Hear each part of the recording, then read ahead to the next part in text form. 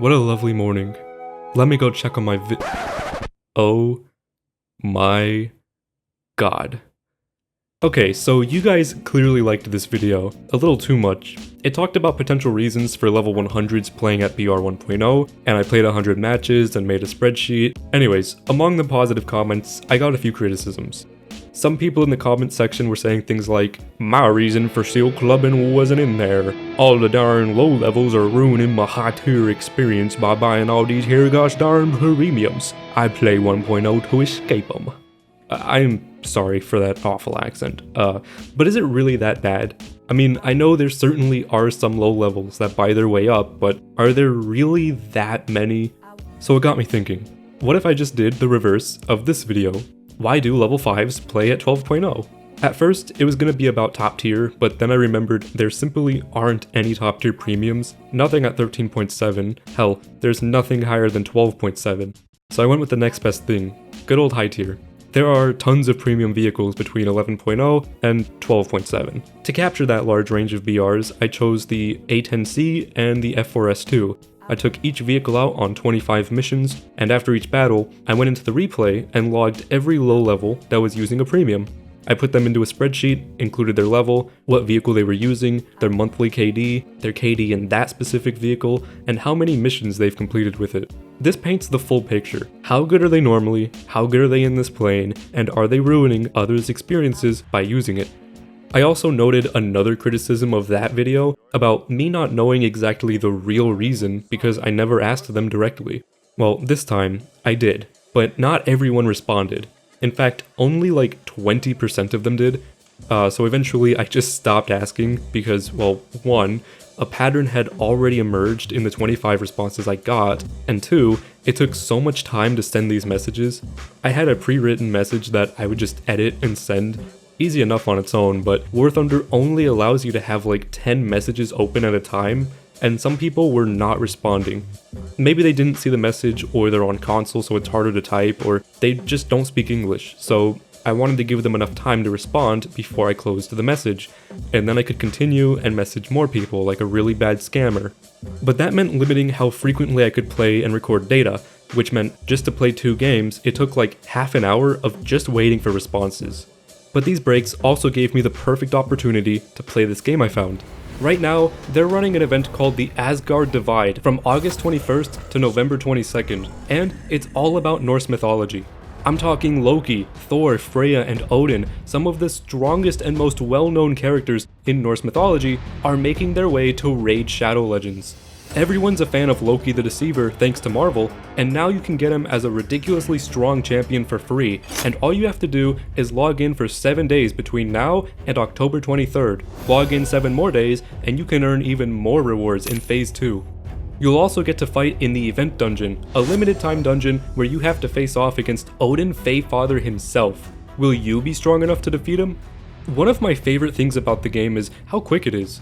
Dungeons only take a minute or so, and you can even put it on auto and watch your champions fight for you. So what are you waiting for? Let's work together as a team. Come and find me under the name Wub333 and join my exclusive clan, the Wubber Duckies. Scan my QR code or click the link down below, and let's fight for Teleria in Raid Shadow Legends.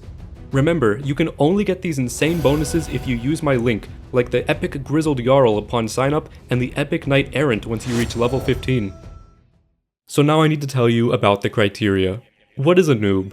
The thing is, there really isn't any solid definition in terms of numbers at least. Like, a noob could be level 5 or level 30, it's a really broad range in War Thunder, so I decided to be a little generous with my classification. What I was looking for was anybody level 1 to 50 in a premium vehicle. I decided to go up to level 50 because this is generally a little lower than the level you're expected to be at when you're playing high or top tier. I did another video a while back called War Thunder is Not Fun. It looked at the correlation of player level to how much fun they had, and a lot of people claimed that around level 70 to 80 is where they were starting to reach high tier and just not having a lot of fun. So off of this information, I thought that level 50 would be a good cap for determining what is a noob.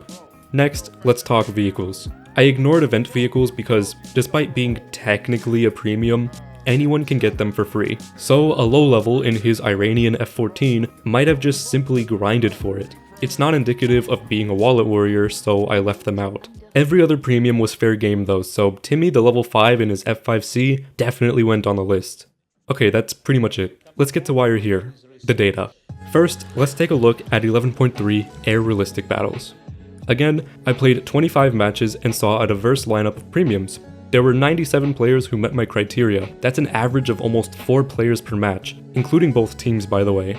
And anyone who plays this BR knows that almost every game is a 16v16, so with 32 players on average, we're looking at 97 out of 800 players falling into this noob wallet warrior category. 1 in 8 essentially. So I take it back. Maybe it is as bad as the commenters were saying. Among everyone I logged, the average level was only 29. Concerning. Now, I bet you're wondering what the most played vehicle was. Okay, who am I kidding? We all know it's the F4S Phantom. There were 41 of them. That's 42% of the wallet warrior noobs. I guess that's what I'm calling them now. After that, it was the F5C with 17 of them, and in third place was the MiG-23ML. There were 11. The other vehicles were kind of a diverse assortment of MiG-21s, Turkish F-104s, and that awful Tornado that is not at all worth $70. But among all of these players, the average KD is shocking. Or not shocking if you already know that they're bad at the game. It was 0.49. Now I want to look at 12.0. Again, 25 matches. This time there were 95 players who met my criteria, and just like last time, the most common vehicle was the F4S, which I counted 41 again. Kind of odd, but whatever. Following suit, the second most used premium among these low-level players was the F5C, with 14 of them. And in third again, the MiG-23ML, with 11 players. Again. The rest of the vehicles were the Tornado, again, the F20 Tiger Shark, and surprisingly, the AV8 BNA. In fact, one of the lowest level players was a level 5 in the AV8 BNA. And I asked him about it, and he was pretty cool about it, but we'll get to that. Also, the average KD improved to 0.53. If you want to look deeper into this spreadsheet yourself, you can find the download in my Discord server. The link is in the description. By the way, if you're enjoying the video so far or appreciate the work that goes into it, a like and subscribe would help a lot. I'm trying to reach 25,000 subscribers by the end of the year, and we're almost there. Okay, so what's going on here? Let's look at the 4 most used premiums. These are the F4S, F5C, MiG-23ML, and Tornado IDS WTD-61. They accounted for 146 of the 192 players, or 76%. 3 of these planes are primarily used for base bombing, the F4S, MiG-23, and Tornado. With a premium account, they respectively have an RP gain of 714%, 750%, and 714%. It encourages a low-risk, high-reward style of gameplay, just bombing. Turn on some music, kick back, and rush for the closest base. But this is extremely detrimental to everyone else. They're essentially playing without you. Instead of a fair 16v16, it's a 15v16. Not a huge difference on its own, but when 4 teammates are zombing instead of fighting, now it's a 12v16. Your team is already lost and the action hasn't even started. So these guys must all be super selfish then, right? After talking to 25 of these players, I learned that there are quite a few reasons for being there, and it's not just them being selfish. Granted, that was 12 of the answers, but the other half of the responses were really interesting. This guy's dad did maintenance on the F4 Phantom, so it just brings him nostalgia to play it.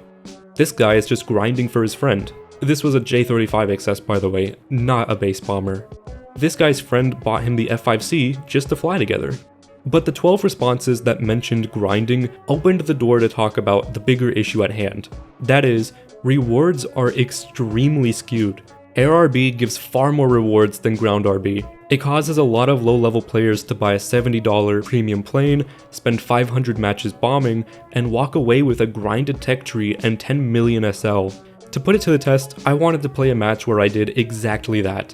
I took the F4S, played for 5 minutes, bombed a base and damaged half of another, and for playing the mission through to my death, I got extra rewards too. In just 5 minutes of brainless gameplay, I made nearly 27,000 SL and 9,000 RP, and that was without the bonus for winning the match.